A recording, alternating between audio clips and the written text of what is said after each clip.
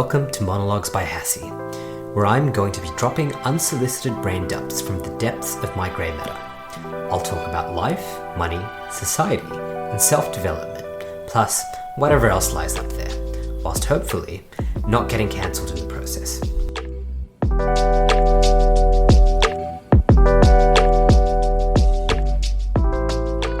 So I'm going to put a very clear audio timestamp here. It is September 2023, and I'm about to tell you that there is a recession coming sometime in the next 12 to 24 months. But here's the thing. People who tell you recessions are coming are almost always wrong, including yours truly. Because I remember in 2016, I would have been 21 or 22 years old, and I was telling my colleagues, because I'd taken a year off university, and I was with these people, and we'd talk adult topics and mortgage rates and things like that. I remember telling them, I think there's going to be a huge property market crash, because how can mortgages get higher than they are? How are people going to keep servicing their loans? Clearly, I was naive and I was wrong, because house prices in Sydney and Melbourne, Australia's very large capital cities, just kept increasing for the next 7 years. And even the temporary dip that happened in COVID has, for the most part, been erased, if not surpassed. And even though I'm telling you that I have been wrong, and I'm probably wrong, I still believe a recession's coming, and there are a number of things that I've been doing. So a big thing that's important for me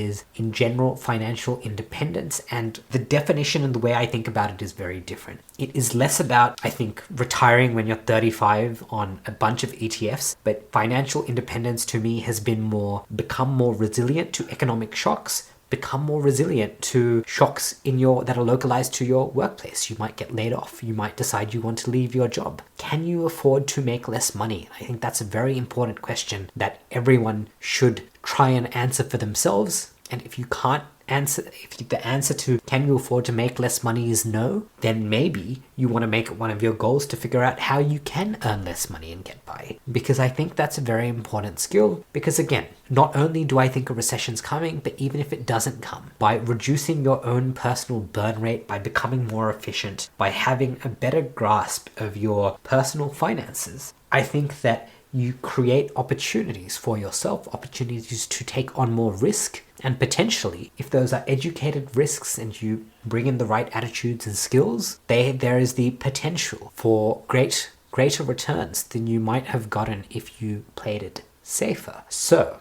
I think there's a recession coming.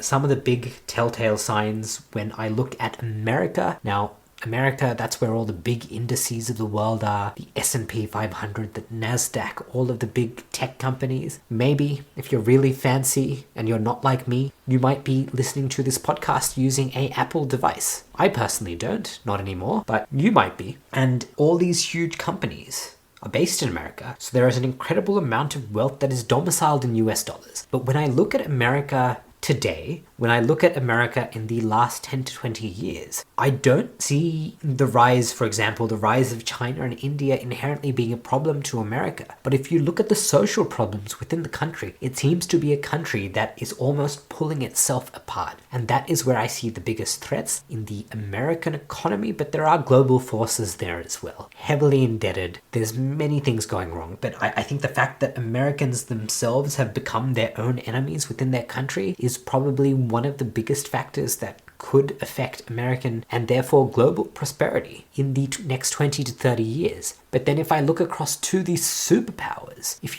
or the emerging superpowers, China and India, with China specifically, they haven't been able to record double-digit economic growth. And even those double-digit economic growth numbers, people are starting to question those. Why? Because there's some ghost city that they've built that is completely unpopulated, that was built for the sole purpose of creating economic activity, just so money could exchange hands and they could report these growth figures. But the Chinese, property system, these ghost cities they're building, it is functioning almost like a very crazy Ponzi. And there are challenges. Even in Sydney, Australia, there was a bank run at Bank of China, and there were people lined up. And it's one of those things where you also hear little slivers of news coming out of China, and they don't like news, negative news coming out of their country. But there is extremely high youth unemployment, 10 to 20%. You have these movements in China like tongue ping, lying flat, or I think there's another one, let it rot. I don't know what the Chinese word for that one is, but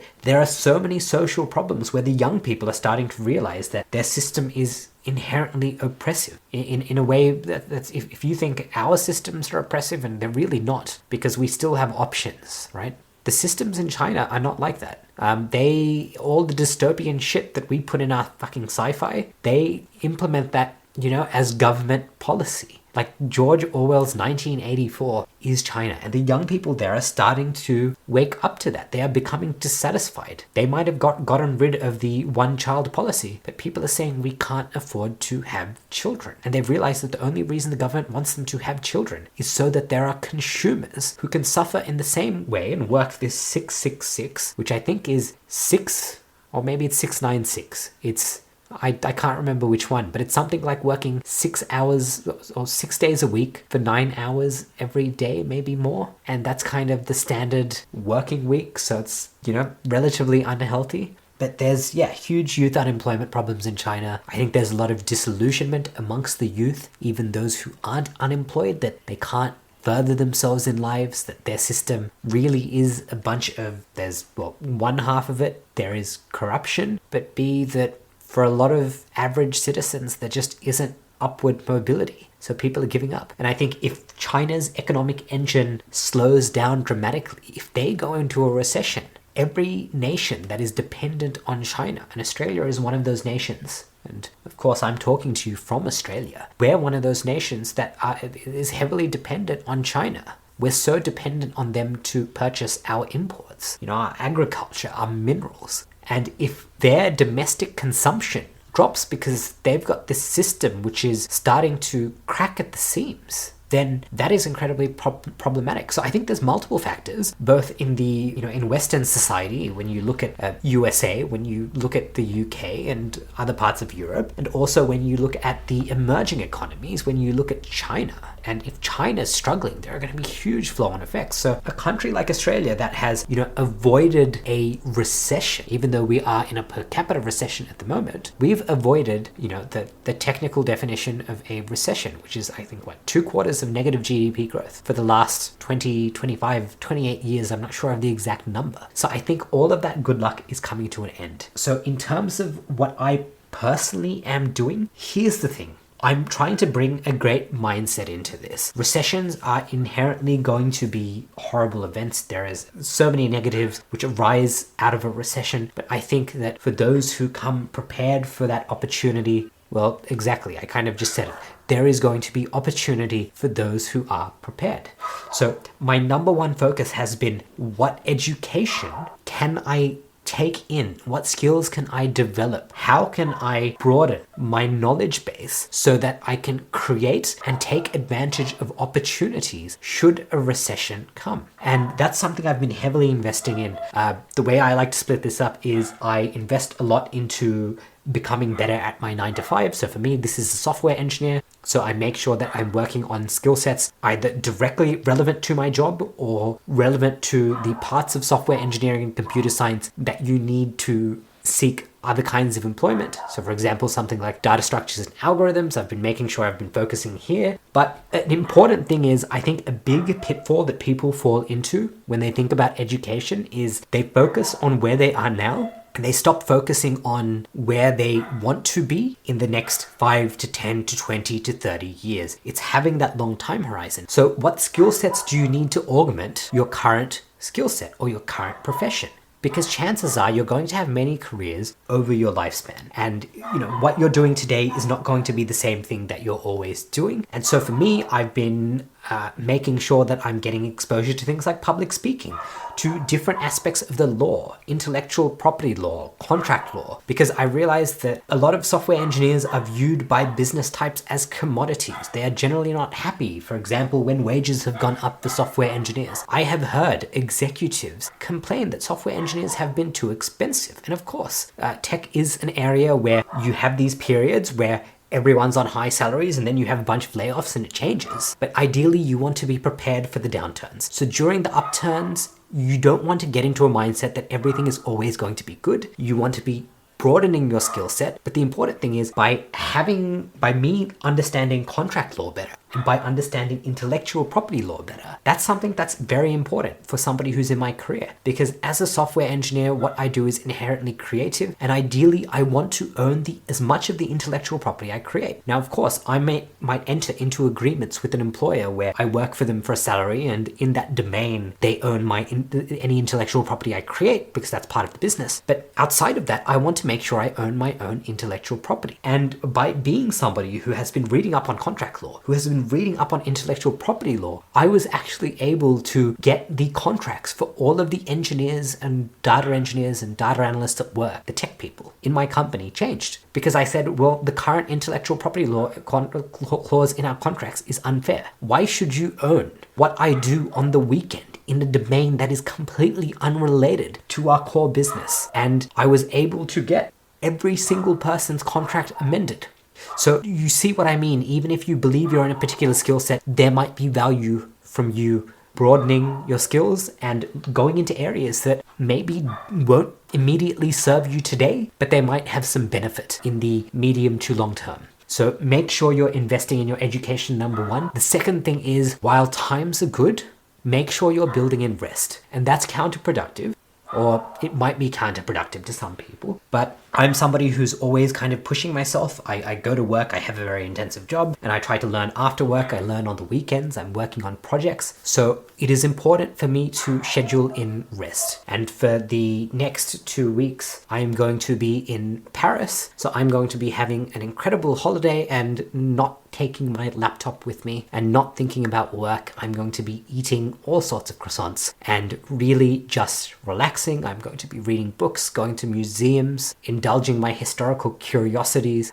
What you do does not need to be expensive, but please make sure you build in rest, because I believe there is a recession coming and times are going to get tough. And when times get tough, you might not be able to afford to rest your systems, to recuperate, to allow the knowledge that you're learning to solidify and work its way into your day-to-day. So where you have the opportunity to take some rest, please take some rest now, because when the recession comes, you want to be the person who is taking advantage of the opportunities it presents. And the third thing that I'm doing, and this is slightly varied, but it's making sure that I'm saving and investing, and the ratio has changed. Earlier in the year, I was definitely investing more, but I have noticed that equity markets, and I don't want to, I'm not giving you financial, please don't use anything I say to make big financial decisions, but I think that equities are definitely at a point where, they do look like the markets, I hate to say the word, but they might be bubbling. Like, where are the fundamentals? Is there actually more profit being generated? And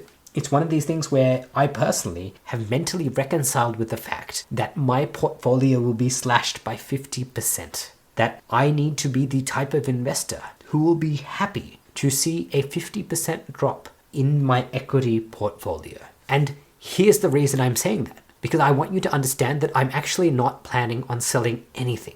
If the equity market does drop by 50%, if the S&P 500 halves tomorrow, I'm not going to be crying. I'm building that mental fortitude. I'm preparing myself for the day where I look at my portfolio and its value has been absolutely decimated. That all the gains I've made over the last 3 years have not only been wiped out, but I've gone backwards. And that's perfectly okay, because that's when I will continue to buy more equities. But right now, what I've done is I've started allocating more money to my savings. And the reason I'm doing this is because I understand that I need more liquidity, and having cash in my bank account is more liquid than shares. So what I've been doing is a higher proportion of what I have to save and invest is going towards savings right now, because I want to have the options to do something crazy, to do something left field if something happens. If there is a layoff at work, if I decide that I want to take a new opportunity that's higher risk, I want to have the optionality to do that. So right now, a lot of my money is going to savings. A very small amount still is going to investments,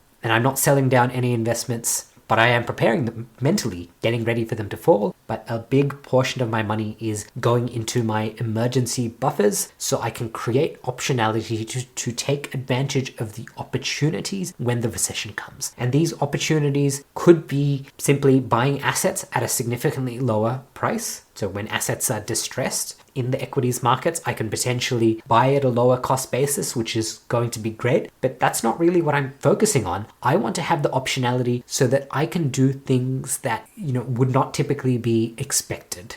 So I can maybe do something outside of that 9 to 5 space. I want to build in that optionality. So those are the 3 things I'm doing to prepare myself for the recession. I'm making sure I'm self-educating myself as much as possible so I can increase the value of my services in my main domain of expertise, which is rapidly becoming software engineering, even though I've only been in the tech world for the last kind of 3 to 4 years. And more importantly, I'm also skilling up in areas that are tangential to my core skill set because I don't know what I'm going to need in the medium to long term. The second thing I'm doing is I'm investing in rest because I know that there are going to be challenges to come. So whilst I have the opportunity to do so, I want to make sure that all my knowledge, all my skills, my hard work, that it's consolidating, and you do need rest to learn. So it is very important. If you've been working very hard, please make sure you look after yourselves. And the third thing I'm doing is I'm increasing the amount I save and invest. And specifically for me personally, I'm saving more than I'm investing at the moment.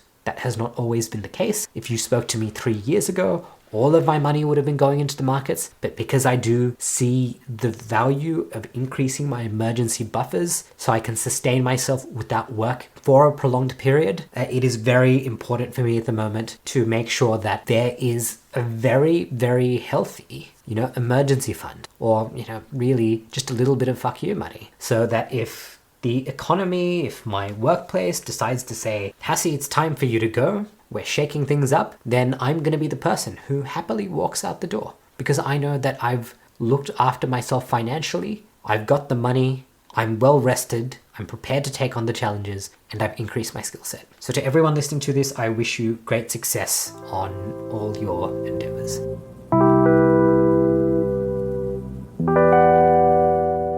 You've just made it through another episode of Monologues by Hassie. It brings me great pleasure to know that you made it to the end. To listen to more episodes, subscribe on your favorite podcast app or visit monologuesbyhassie.com. Thanks for swinging by.